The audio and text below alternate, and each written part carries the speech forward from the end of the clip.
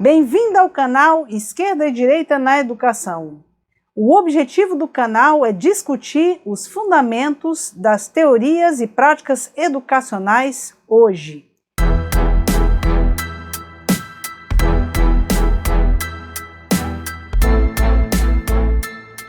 Como resultado do Trívio e Quadrívio e do Rastro de Ouro, a gente tem no século XIX um currículo tradicional como nesse diagrama aqui. Aqui nesse diagrama a gente percebe o seguinte, que a educação e a pedagogia tradicional, ela pretendia formar o erudito com virtudes morais. O erudito, aquele que conhecia os grandes textos, né? As grandes referências intelectuais da filosofia e da literatura. E essas referências serviam para formar também em termos morais, com uma ética, em última instância, cristã, né? Essa era, vamos dizer assim, a filosofia da educação. Era o modelo de homem que o Rastro de Ouro e o Trívio e Quadrívio tinham querido formar. Ela era o detentor daquela alta cultura que era o cerne dessa proposta educativa. A aula expositiva fazia todo sentido. Do ponto de vista curricular, a gente tem um currículo enciclopédico. Ele tem humanidades. O que seriam as humanidades? Né? De novo, as literaturas clássicas, a literatura greco-romana, mais as literaturas nacionais e ainda as ciências. Então, no século XIX, você podia ter, sei lá, 15, 20 matérias, né? Você estudava inglês, francês, alemão, as línguas modernas, estudava grego, latim, e com suas respectivas literaturas, e ainda estudava física, química, biologia, era um currículo enciclopédico. Inclusive, o nosso currículo secundário ainda é enciclopédico como herança do currículo tradicional, né? Que tinha toda uma decantação gradual do que era produzido nas grandes instituições de pesquisa, de ensino. Por exemplo, a física newtoniana, ela entrou no currículo escolar e se transformou num saber canônico. A educação tradicional é uma educação do verbo, é como se fala e como se escreve, é uma educação do livro, né?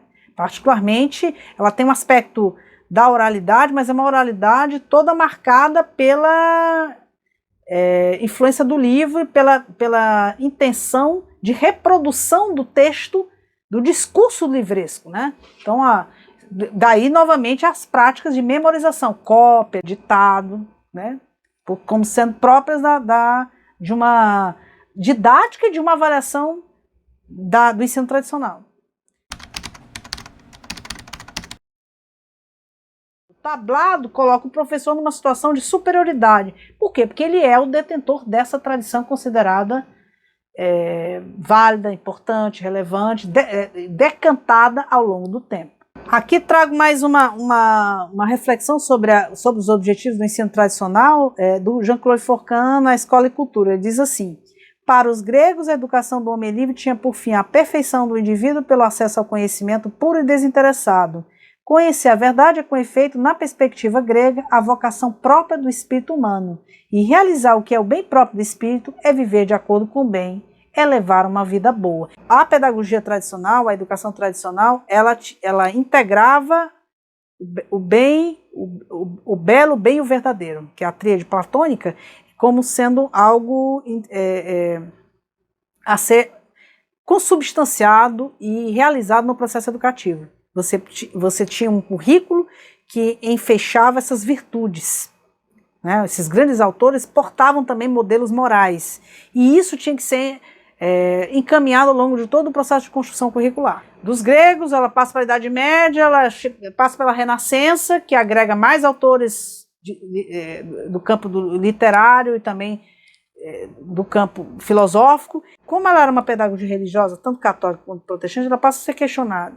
Há, da parte de livres pensadores, um sentimento de aversão. O rigor excessivo, automortificação, isso não estava só nas escolas conventuais, existiam excessos em escolas não destinadas à formação de monges. Aqui eu trago o exemplo do Ateneu de Raul Pompeia, que faz uma descrição daquele colégio Caraça, em Minas Gerais, extremamente rigorosa. Ele descreve aqui o quarto do castigo, né, onde um dos personagens mais sofredores do colégio de Aristarco, né, o Ateneu, acaba morrendo, né, devido à insalubridade extrema das condições em que ele vivia, constantemente enclausurado nesse quarto. Estava de cama no salão verde à direita, perto das janelas. Andava adoentado desde a última vez que fora à prisão.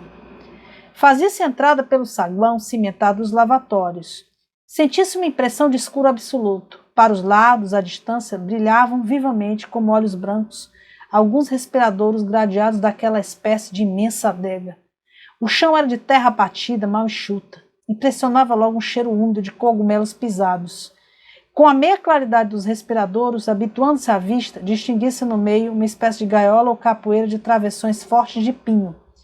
Dentro da gaiola, um banco e uma tábua pregada por mesa. Sobre a mesa, um tinteiro de barro. Era a Cafua. Cafua era o quarto de castigo onde esse personagem acabou morrendo. Era uma escola de elite, por um lado, não atingia a população como um todo, o que é necessário hoje para o desenvolvimento econômico até e para a formação do cidadão, você ter uma escola mais inclusiva, uma escola mais generalizada, né, pública. Por outro lado, ela também era muito rigorosa e gerava esses excessos aí. Essa citação que eu vou ler agora, ela ilustra bem o ponto de que essa educação liberal teria sido profundamente afetada pelo desenvolvimento das ciências no século XX, no sentido de uma cada vez maior especialização. Quando se trata, contudo, da discussão verdadeira do que deveria ser um currículo liberal, há uma extraordinária pobreza de ideias. Parece que a substância dos estudos gerais se esgotou, dividida entre as especialidades. Hoje os campos se tornaram tão mais complexos e cheios de detalhes que devemos escolher entre o conhecimento cuidadoso de um campo ou um contato superficial com vários campos. Os resgates da educação tradicional vêm das direções mais diversas do pensamento pedagógico. Por exemplo, você tem pensador de esquerda defendendo a retomada de alguns aspectos da educação tradicional para melhor preparar o aluno da escola pública para uma transformação social profunda, uma revolução. É o caso do Demerval Saviani, quando ele fala da pedagogia histórico-crítica dos conteúdos. Então, nesse sentido, retomar conhecimentos decantados, válidos, de alta voltagem intelectual, serviria a um propósito político dito de esquerda. Que a maior parte está pensando em voltar a uma educação moral, a difundir valores através de processo educativo, a determinadas práticas de exercício de repetição e da ênfase da aula expositiva. Então, não se pensa exatamente em retomar aquela educação clássica dos grandes autores, até que muita gente não conhece que a educação tradicional tem essa dimensão. O interessante é que essa concepção de currículo que eu descrevi, centrada nos grandes autores de uma tradição intelectual ocidental, está extremamente questionado pelo pensamento da esquerda, porque considerado eurocêntrico, androcêntrico, eurocêntrico, perpetraria uma espécie de violência simbólica em relação a matrizes culturais e éticas não ocidentais. Por outro lado, eu acho que esse seria das maiores contribuições de você retomar aspectos da educação da pedagogia tradicional, o contato com os grandes textos. Aqui, o Alan Bloom dá o caminho das pedras no que concerne ao ensino médio superior. Ele fala em ensinar os vários campos disciplinares, sociologia, história, filosofia, articulado ao estudo das grandes questões. Que questões seriam essas? O que é o bem? O que é uma vida digna de ser vivida? Qual o papel do Estado? O que é justiça? O que define a natureza humana? O que é conhecimento? E isso tudo através de grandes autores, Platão, Hesíodo, Shakespeare e outros vinculados a diferentes tradições estéticas nacionais, inclusive autores contemporâneos. No lugar da Mancha, de cujo nome não quero lembrar-me, vivia não há muito um fidalgo. Se dava a ler livros de cavalaria com tanta afeição e gosto que se esqueceu quase de todo do exercício da caça e até da administração dos seus bens, e a tanto chegou a sua curiosidade desatina nesse ponto que vendeu muitas courelas de semeadura para comprar livros de cavalaria para ler, com o que juntou em casa quantos pôde apanhar daquele gênero. Esse texto ele revela o seguinte: o conflito entre o ideal e a realidade cotidiana. Seria uma grande questão e que é abordada em várias obras literárias e revela uma dimensão do humano. Todos nós temos um momento em que a realidade é imperfeita, insuficiente, imoral, amoral, distante de algum ideal. Qualquer pessoa que tenha, em algum momento da vida, alguma aspiração maior do que a mera sobrevivência ou o seu sucesso material, corre nas aporias, nos dilemas que Don Quixote enfrenta nessa obra. Então, por isso é uma grande questão.